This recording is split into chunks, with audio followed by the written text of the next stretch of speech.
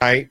But I'm not sure that's the way that we should look at it. I mean, I think being afraid of expressing what you think is beautiful is something we should get past. Absolutely. And I think what I'm hearing is that being able to express what is beautiful with the aid of an interior designer is much more effective. So why is that, right? Because I have 25 years of experience, yes, right? I know how to build a book pyramid, right? You know what I mean? And plus, and better yet, I can tell you what I want. I might see it as a book pyramid, but I might actually want something else, right? And so what you're able to do is to help me get the thing that I didn't know I wanted.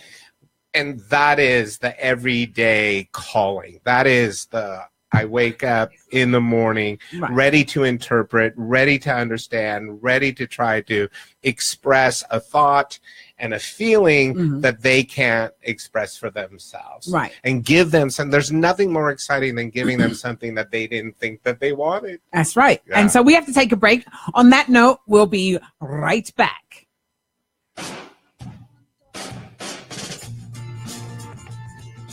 You're listening to the Talking Alternative Network.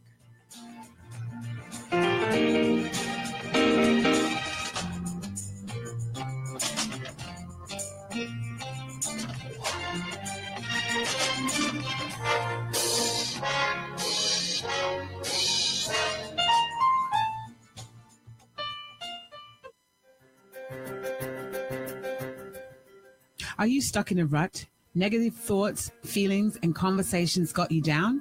Hi, I'm Noreen Sumter, the Potentiator. Tune in every Tuesday, 9 to 10 Eastern Time, and listen for new ideas on my show, Beyond Potential. Live life your way on talkradio.nyc.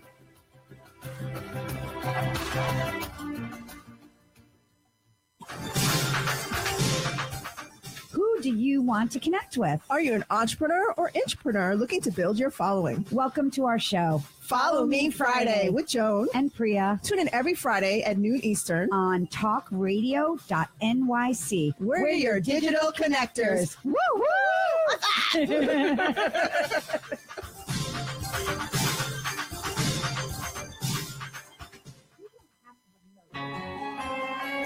Talking Alternative Radio, 24 hours a day.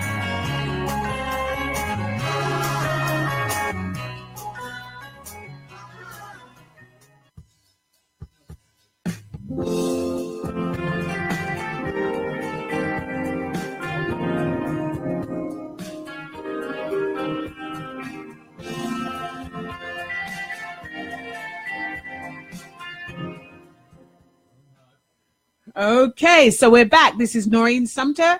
You missed the introduction, but here we are. We are live and direct, and we are on camera. And look how gorgeous David is. He's just so delicious. So we're talking today with David Thiegartner, who is an interior designer. And we just talked about the difference between an interior designer and a decorator. He is not a decorator. Okay, get that straight. So, David, can you tell us a little bit about you? So then we'll go back into all the other. Tell us a little bit. Where are you from? How long have you been doing this for 25 years? How did you get to this place? Well, there's a very funny like folklore, I guess, or story that my dear friends like to tell. But when I first moved to New York, I would say I was from Hollywood, California. I'm actually from Covina, California, which is about 15 miles east of Hollywood, California. But my dad was a printer and worked a lot for the movie studios and stuff. So that was a big part of Hollywood was a big part of our life. But I'm from LA, theoretically, and I moved here in 83, which I guess is like 35 years ago, if you really think about it. I came in 85. Yeah, Lord. And so it goes fast. It does. And I don't know. What do you want to say? I met my husband in 84, like 6 months after I moved here. Nice. And, we've had this incredible New York life, that I don't think either one of us ever imagined. Right. Certainly didn't think that it would be possible, Uh-huh. which is one of the exciting things about being a New Yorker, Okay. because the world is possible. Absolutely. I think we used to think that way about America. Right? But we don't want to get political when I we're still talking think about that. We're talking about beauty, yeah, not yellow stuff. exactly. So anyway, but yeah, so that I think the big story is that my grandparents owned a furniture store, and that I was raised in that environment. My grandmother had a beautiful home that even as a young child I was fascinated by, and then my grandfather took me into the garden, you know. And we worked in the garden together, and gardening is a big passion of mine. Lovely garden. Interiors are a big passion of mine because, as you were saying, there's something about beauty that has always motivated me. I think it's my big motivation every day. I seek beauty every day. I see beauty every day. I think, again, it's one of the reasons why I love New York so much, because I can get on the subway, and I think the subway is one of the most beautiful places in the world. Oh, you do too. I love the subway. I do, and I got love all it. excited to see I don't think there's a lot of people who agree with us, but I do, because I see amazing people every day. And it excites me. But then I think everything else is beautiful too. Right. You know, I obviously think the architecture can be beautiful, and I can think that Central Park is beautiful. You know, so, but I see beauty in almost everything, and I certainly seek it out. It's very important to me.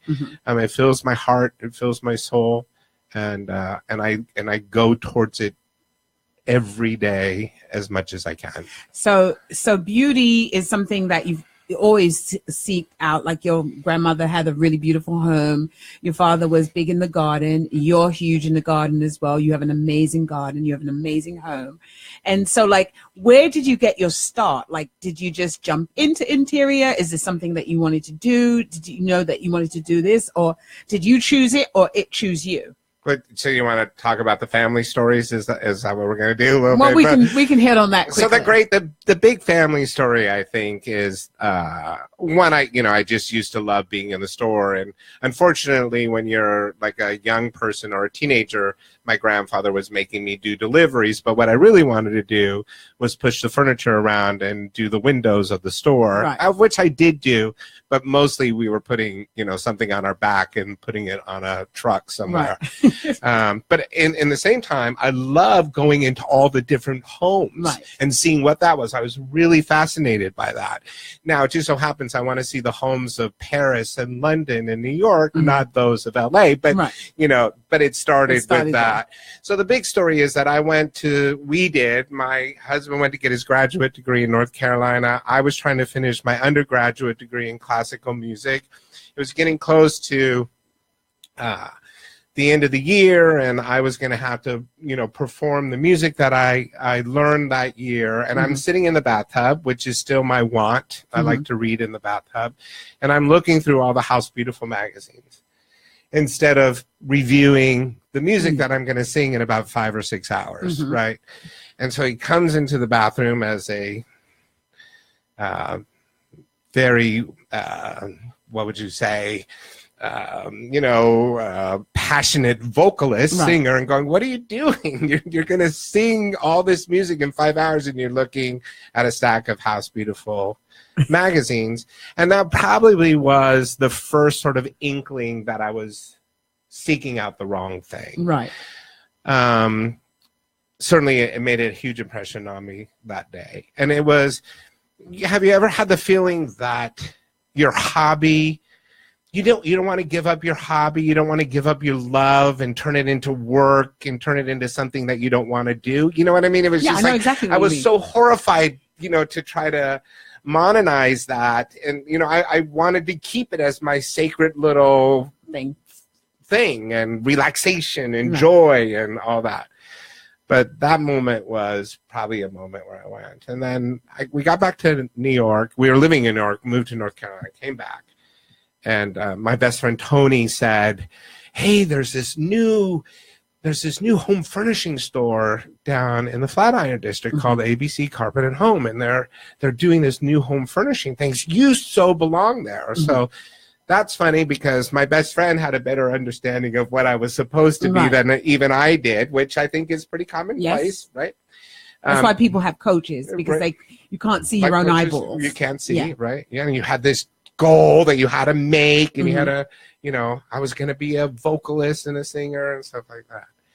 Anyway, sure enough, I got hired. I got hired as, I don't even know, a salesperson, I guess. Became manager, became general manager. I don't remember what the chain was, and became an assistant buyer, then a junior buyer, then a buyer, then a senior buyer, and all of a sudden I'm traveling the world and developing product and creating. And singing while you're doing it. Well, no, I kind of a little bit, but kind of singing to myself. Well, I still sing to myself. Somebody just said to me, "Are you singing today?" I go, "I guess I am." But anyway, that ABC, I was at ABC 6-7 years. That gave me that what I call a confident moment. I tell the kids all the time, it's a moment when you realize that you're in it. You know what you're doing, and it's exciting, and this is how you should go forward. This is it. It's showing itself. So that was it. And then ABC became a little corporate. I'm not very good at corporate living, right? And I remember I was probably 30 at that point, and some young kid from Bloomingdale's who just got hired said, "You're open to buy is wrong, and you're not doing the right thing." And I said to him, I created a $3 million business out of nothing, and you're coming and telling me that I'm not doing it right. So then I decided I should have my own business and do something else. And so there's the journey. Great. That's awesome. And that's what we want to hear, because most people think that you wake up one night and in the morning you just fall into this career, and there's like no pain and there's no stress and there's none of that stuff. And then all of a sudden, boom, you're this wonderful interior designer who is like in all the magazines, and they think it happens overnight, but like success is not created overnight. It takes a lifetime to actually get to that success that people, there's an adage that says, take 30 years to become an overnight success. Yeah, it takes 30 years to become an overnight. Well, I'm 25, so I'm almost there. Yeah. So now you're out on your own with this business. Oh, yeah. So, well, that was, I had partners at different points. I had 2 partners and I had 1 partner, and all of that was great. I have no regret. It is a conversation about creating a business and how many partners you should have and all that sort of stuff. But in the end result, I'm the owner, and it's mine, and I love it. And I kind of wondered, I'm having so much fun now. I'm literally like giggling with just how much fun I have, and the joy that I get from my own business so many years later. And also I think, you and I have talked about age. Age is a wonderful thing. Yes. Maturity is a wonderful thing. But I'm more passionate. I'm probably more creative. I'm probably more capable today than I've ever been in that whole period of time. Right. And it's exciting for me. Great. And so would you say you're more excited now? Like, this is what I heard you say. You're more excited now today than you've ever been in your life. 100%, 1,000%. And what does that get translated into? Incredibly better relationship with your clients, an incredible better sense of yourself, so I can hear better, I can listen better, I can interpret better, I can understand what they're asking of me better than I ever had before.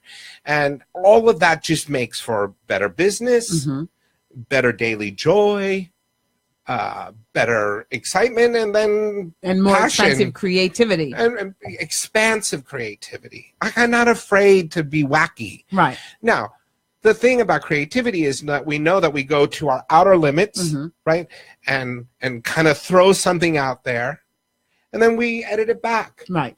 And there's that diamond out of that rough sort of thought process. I call it like a thick soup. It's like you throw all the vegetables, the water, the meat, whatever you're cooking, into the pot, and you just let it cook and cook and cook. But you're not going to eat the first hour. You're going to let it cook down to a thick gravy, which is luxurious and tasty, and it's just like, it's like velvet. You can feel it. So I'm really getting that's the sense of where you are now. You're like that thick soup where when it's over, you just want to take your finger and scoop it around the pot and go, that was so good. I think if you do it right. That's right. Yeah. And so this conversation is so good, but we'll be right back. You're listening to the Talking Alternative Network.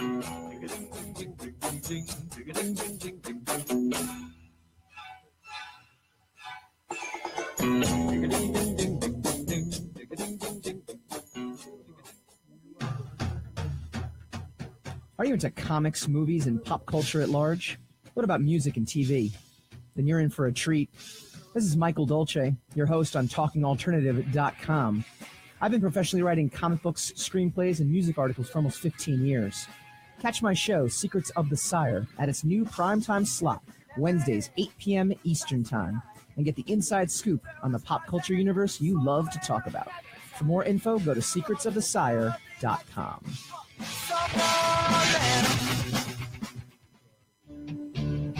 Hello, this is Bruce Chamoff, host of the Web Design and Technology Coach. Join me and my guests every Tuesday from 8 to 9 p.m. as we discuss the latest in web design, social media marketing, search engine optimization, and technology. We also discuss popular topics, including WordPress, making money online, better Google rankings, and more. Every month, we also feature the best unsigned music from around the world, right here on talkradio.nyc.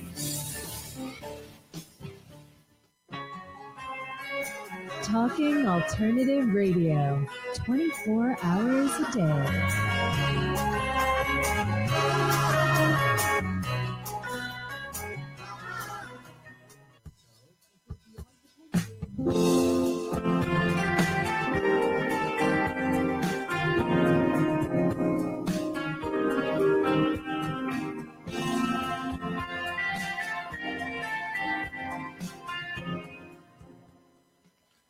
And we're back. This is Noreen Sumter from Beyond Potential. Live life your way with David Thiegartner. Yum. Beautiful designs, wonderful energy, the most generous person, so creative, so loving. Thank you, David. Wow. Thank you, Noreen. That's nice. I love the best design starts at home. But I went through and cheated a little bit and went through your website, and there's other ones that say nothing says home like a Thiegartner home. Oh, I don't know that one. Oh, somebody wrote that. Mm-hmm. David Thiegartner Interiors is known for its joyful, comfortable, and classical style. Okay. Timeless, high-end, award-winning NYC, Manhattan-based interior designer known for his understanding of elegant interiors. And what else is there? It's also mentioned that you had discriminating clients. I want to know what that means.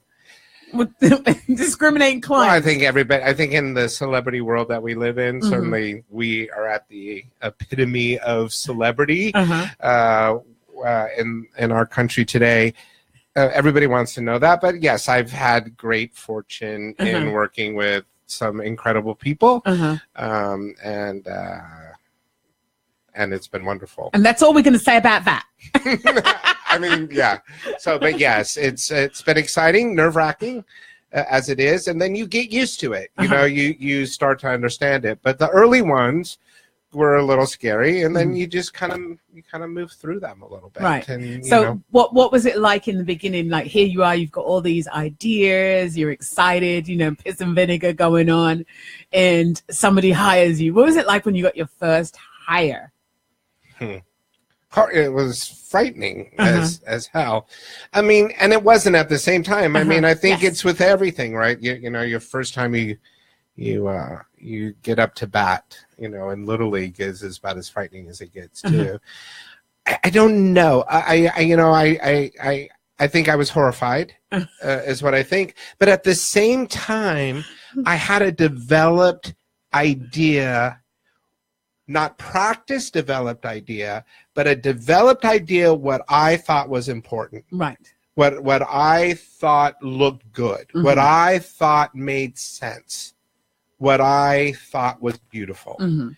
And so I brought that to the table, even though I had no credentials Right. necessarily to do that. Now, with everything, there's salesmanship and there's design capability, Mhm.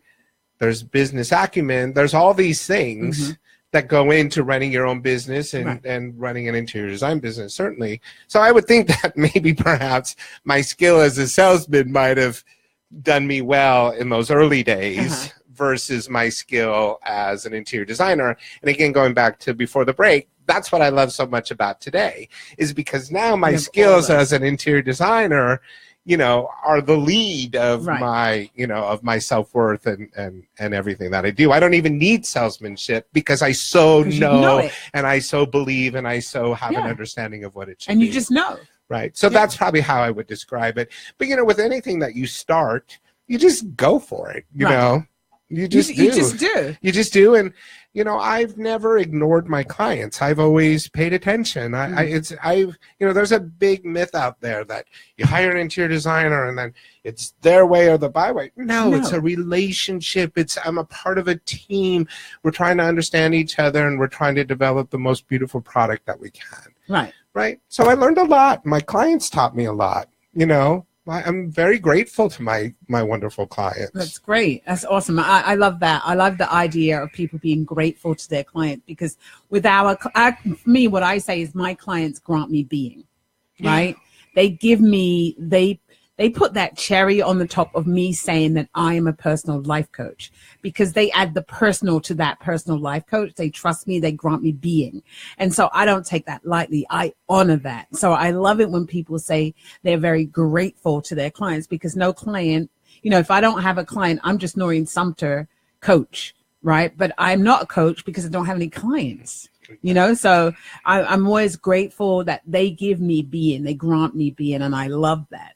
So I have a couple of questions for you. Well, a couple of dozen questions came out for you. Okay. So I wanted to know, if you could go back in time, right, what era would you like to be an interior designer in? I always said I'd probably want to be in cavewoman time because I don't have to do anything. Nobody's ever asked me that question, so that's a great question. The cavemen made me think, the famous cave paintings in France, that they discovered stuff. That was somebody's living room. I know. That wasn't like some cave. That was somebody decorating their living room. I always just I want to do a whole hour-long, National Geographic about what the couch and everything looked like in the cave drawing room, right? In the cave drawing living room. That's an interior design joke, probably. Okay, so yes. Well, as an interior designer, of course, you can appreciate and love all periods, right? Because you learn from them and you get excited by different things that are relevant to them, right? So, I can go back. I love, English Georgian period, right? And actually it was very contemporary for the time, right? But for me, my aesthetic, my own personal sort of core, I love that 1930s, it will sound funny, police station, lawyer's office sort of thing with the dark wood and the glass interior windows. That's always been sort of the old octagon floors. That's always been something that I've just been drawn to. Okay. So if I would go back, I probably would go back to that. I don't want to live there, but I certainly would design there. Yeah. Yes. Okay, great. So, and I always say so that was your favorite era. What's your favorite era of, you just mentioned it, Georgian furniture. So what's your favorite textures? I like leather. Okay. Well, I like leather too. I do like textures. I think they're textures. I don't tend to be a pattern guy. I tend to sort of stay away from patterns. I will use a pattern. I just did in San Francisco, a pretty big one. Last week when I was there to be the main statement of the living room, highly unusual for me. But what I do like are textures.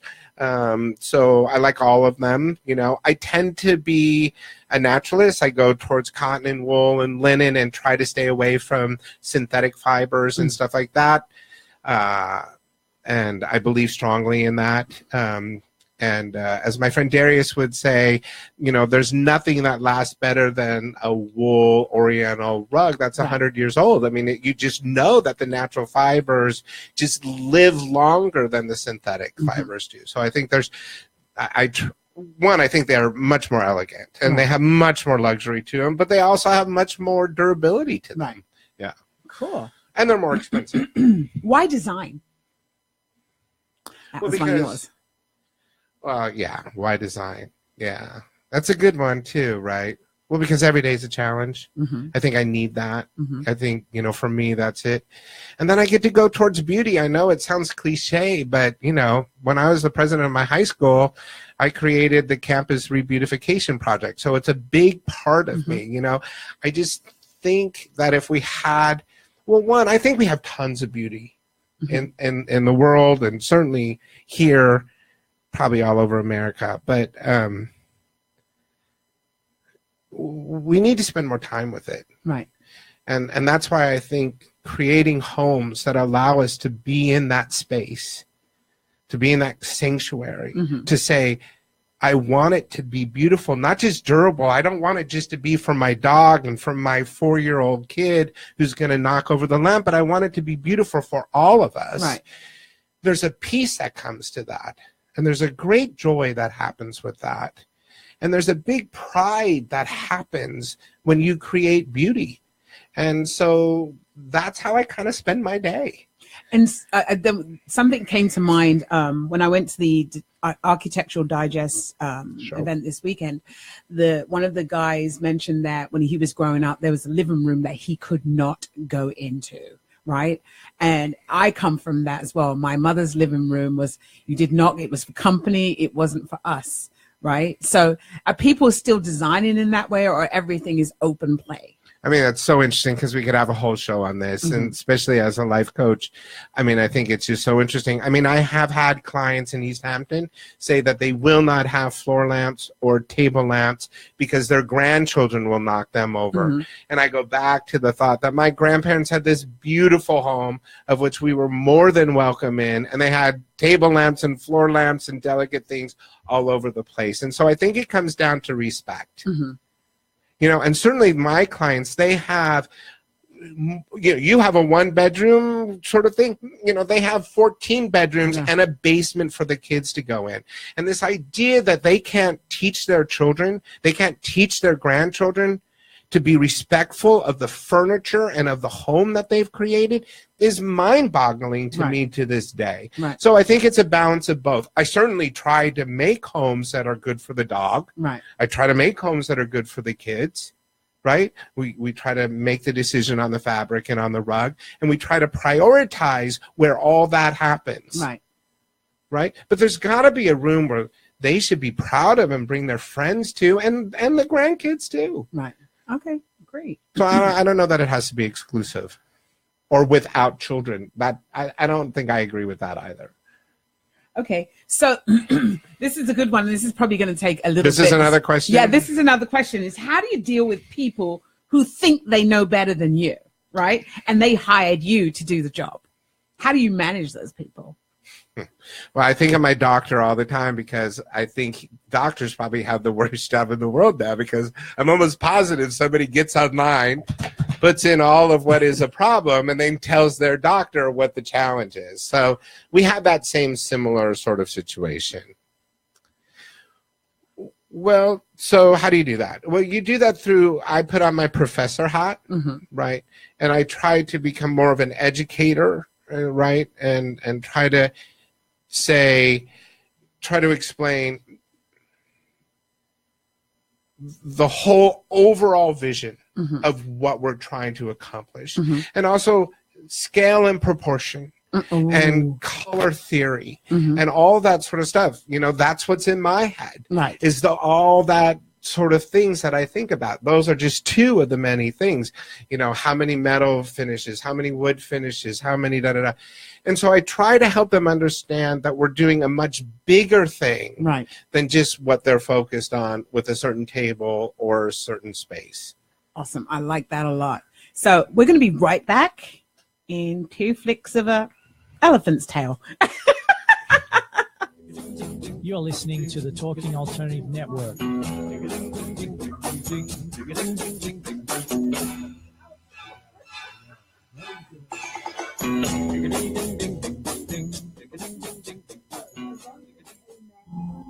Are you a conscious co-creator? Are you on a quest to raise your vibration and your consciousness? I'm Sam Leibowitz, your conscious consultant, and on my show, The Conscious Consultant Hour, Awakening Humanity, we will touch upon all these topics and more.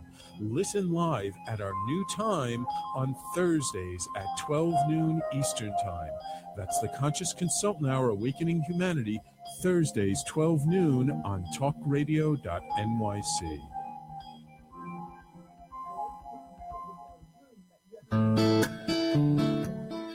Are you feeling unhappy with your body, shape, or size? Ever feel out of control with food? I'm Elizabeth from Nourish the Soul, and on this show, you will uncover the root to these imbalances and discover a permanent solution to having a healthy relationship to food and your body. Join us every Thursday morning at 11 a.m. Eastern Time on talkradio.nyc. TalkingAlternative.com.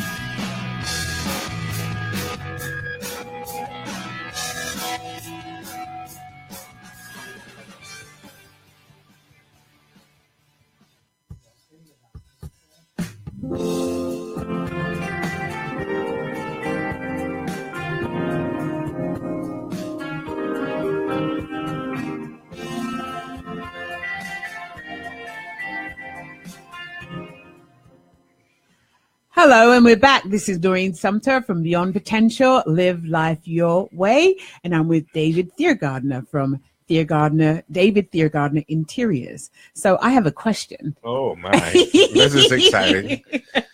What's the weirdest things that you've ever found in somebody's house? Yeah, so well, The voice deepens. Well, so what happens as an interior designer is that you are in their personal space. So, when you're, let's say, when you're designing the master bedroom suite and you're trying to decide how big her closet should be versus his closet and what he needs and what she needs and what drawer is going to be the underwear drawer and what drawer is going to be the sock drawer, you learn a lot. You discover a lot, right? And things. So what have you discovered? Well, so I think we've had stutter. So I think the big surprise was the big hatchet axe. Like almost like a fireman's axe that was perfectly placed in the bed rail on her side of the bed. Okay. Right. So in other words, her husband traveled a lot. I would think it was a fearful thing, but it was something like if you were laying in bed, you could grab and extract and use immediately. But it was just something kind of big surprise. The other one, I'm thinking, isn't a hatchet heavy? Yeah, I guess. Or was this a ladies' one? No, it was a pretty big hatchet. So yeah, I'm sure they've tested it on something, I don't know. But so that was just an interesting thing to find. I found marriage disclosure. We can do this. I can do that. Okay. Sort of thing. That's pretty good. Wait, you see all the other stuff too, the intimate stuff. The lingerie, the box of condoms. How many boxes of condoms? A lot, like, drawers and drawers and drawers of condoms in those funny sizes that, you kind of wonder if it's true or not. I mean, so that kind of you find all that stuff. Okay, cool. Interesting. And I'm sure there's many, many more things that you probably can't even come to the top of your head. I can get a little prudish sometimes. This might be the moment. All right. So what's your favorite color? And do you have a favorite color? I would say the most favorite color for interior design is blue. I think that's consistent. Shades of blue, peacock blue is pretty popular right now. Sky blue is always been pretty popular. It's interesting to be, My apartment is blue, by the way. I've got 3 different kinds of blue because I put did 3 different kinds of blue to try to trick myself into thinking I have a bigger apartment with lots of different rooms. Yeah, a lot of people do that. So I'd say blue is probably the overall color. We'd have to ask, one of the colorists, like Benjamin Moore or something, to really know what sells the most. But consistently through my 25 years, the request for blue has always been the biggest choice. My personal colors, my husband would say, again with the spice palette, which would be like paprika and curry, olive. I love those sort of earthen, sort of darker, kind of enriched colors. Certainly my apartment is that. Our house is pretty much white and gray and black and camel and brown. It's all sort of neutral tones, no color at all, which people comment all the time. Right. But I think that the colors in my garden. Yes. And again, it's a part of discovery. It's a part of journey, that kind of a thing. So is there like any colors that you just won't use? Yeah, there's certain colors that I think are inappropriate. Like for instance? Well, I don't think you should use brown in a bathroom. I mean, to be perfectly honest. So does it merge? We react to color. It's what we do. That's a gross example of that. But and then red doesn't have a lot of place, I think. And this is all personal opinions. But if you look at the great artists, the great paintings, there's a dot of red. Michelangelo in a painting, or Leonardo da Vinci, or anybody, Caravaggio, anybody used a spot of red. Right. A spot of red to draw your attention.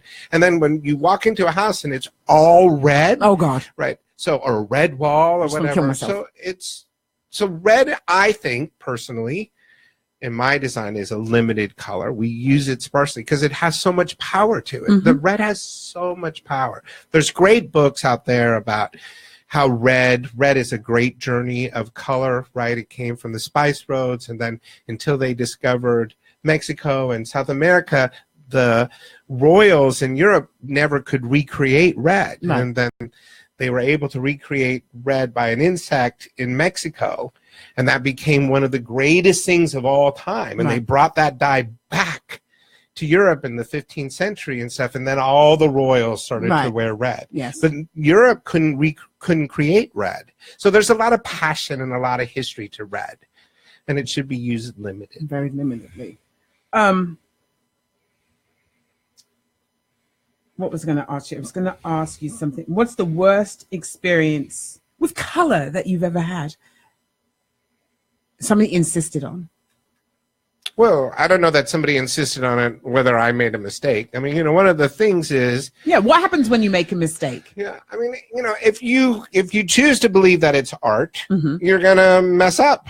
And you're going to have to recalibrate. And you're going to have to rethink, and you're going to have to change your mind about it. It's why we test a lot. We do a lot of testing, because every time we make a decision, it costs thousands and thousands and thousands of dollars. So we'd rather spend hundreds of dollars testing than not. So certain colors just don't work, right? Color, North American color, New York, the way the light is in New York and Connecticut is different than the way the light is where I grew up in Southern California. It's different than the way the light is in London. So you can't get excited by a magazine cover.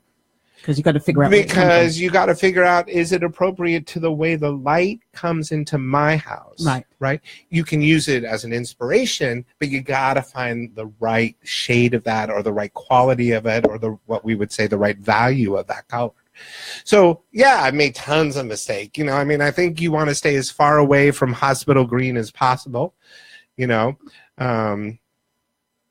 Is just one example of that. And, go from there. Yeah, there's all kinds of bad colors. You know what I'm getting from you in just having this conversation is that when you hire an interior designer, you're hiring not just the man that you see in front of you, but you're hiring the years and years of experience. And also when I listen to you, I'm listening to you talk about history and talk about lighting and talk about color. And so it says to me that you do a lot of traveling and you're interested in a lot of history and you read a lot of books and you engage in a lot of your artistry. Am I right to say this? Yeah, I mean, I think I do it every day. Right. You know, I mean, I literally think I do it every day. So we haven't even talked about budgets or anything like that, so I'll go real quick and use that as an example. Budgets are a big part of running a successful interior design firm. What I like to say is that if I exceed your budget, the first thing you're going to say to your friends when they walk in the door, oh, yeah, it was beautiful, but he spent twice as much. Right. That doesn't serve me well at all. It doesn't serve them well at all. Why do I bring that up? Because one of the things, and I don't want to, you know, pull men out of this conversation, but when we are working through budgets and stuff, and you look at a sofa that could be potentially $25,000, right? $30,000, and go, oh, are you crazy? And I'll say to him, when was the last time you bought a sofa? Right. Chances are maybe never. Maybe their first apartment. Could have been from Crate and Barrel for $1,500, right. $2,500, right? Well, they're living in a 20,000 square foot Greenwich new constructed mansion. Right. Right? So the living room sofa, chances are, isn't going to be $1,500 from Crate and Barrel, nor should it be. Right. So what I say to him is, hey, I look at sofas every day. Mm-hmm. I know that a good quality sofa is going to be this much. We don't have to buy that sofa, but that's why we use budgets. That's, you know, that's what budgets are for. If you want to spend less on that and more on this, we can do that. But when we do that, it's like toilets. You know, does anybody even know what their toilet looks like? There's hundreds of toilets out there. Hundreds of toilets. Right. So until you get into interior design, you don't even pay attention to the profile of a toilet and what that profile represents and means. Right. So it's that kind of a thing. Okay. So we're coming to the end of our show. No. Yes, it's gone really fast, So right? fast. So fast. See, nothing to worry about. So I wanted to find out, is there anything I'd like you to give out your email address, you know, like where can people reach you and, you know.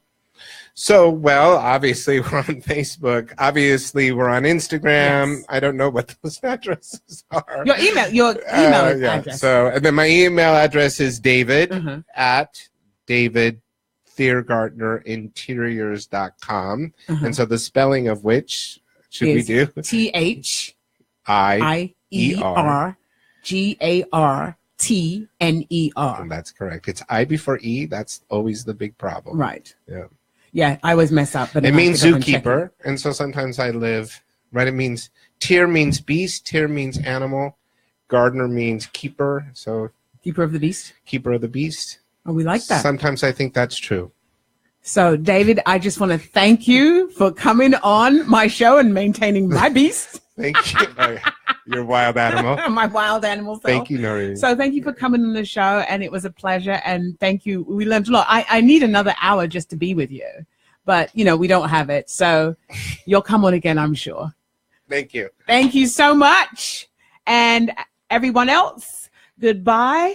Good luck. Have a fantastic week, and I'll see you next week. Same bat time, same bat station. This is Noreen Sumter signing off from Beyond Potential. Live life your way, and you should live life your way. Bye. You're listening to the Talking Alternative Network.